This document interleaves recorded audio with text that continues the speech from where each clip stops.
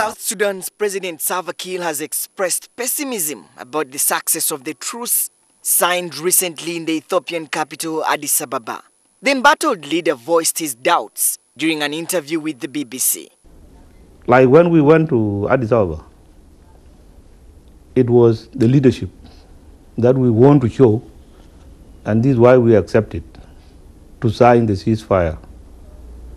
Although we have doubts that this thing will not be implemented. President Kiir's statement comes as no surprise, considering the tense body language that the two leaders exhibited during the signing. But despite this, the president of Africa's youngest nation says he will honor the agreement. On my side, my forces are reserving the ceasefire. They are observing it strictly according to the orders. Rebel leader Riek Machar, in an earlier interview with the BBC, described the ceasefire deal as fragile, considering the current state of affairs. It's fragile. We have been attacked in 5 locations: in Rukon, in Unity State, in Bentiu, in Gwit County. We have also been attacked in Mathia and in Nasser.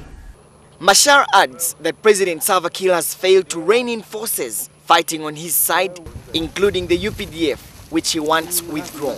I control the forces that are fighting in my name. All of them? All of them. All of them. And that has been true throughout this conflict? Is Salva Kiir the commander-in-chief of the Ugandan People's Defense Forces? Is he? Has he withdrawn them? Because Museveni is not accepting the cessation of hostilities. The other forces have not withdrawn from South Sudan. You think he is actually instructing his forces to continue their offensive? Definitely, because he did not give them orders to stop fighting after signing. But as the two leaders trade accusations about the violation of the Addis Ababa peace deal, humanitarian agencies warn of a looming famine, which President Kiir has acknowledged. We want the war to stop so that we allow the humanitarian access to everybody in the country. If Riek Machar was to understand that the civil population is going to face one of the worst famines that has ever been witnessed in South Sudan, this is the time coming. Even as the rift between the two leaders continues widening with fresh reports of fighting, President Kiir does not rule out working with Riek Machar in an interim government. Well, we will come together. It is now being discussed in Addis Ababa. And when people reach to the conclusion of that thing, we will come together again. And we hold a reconciliation conference. And after that, we will see what position has to be given to who.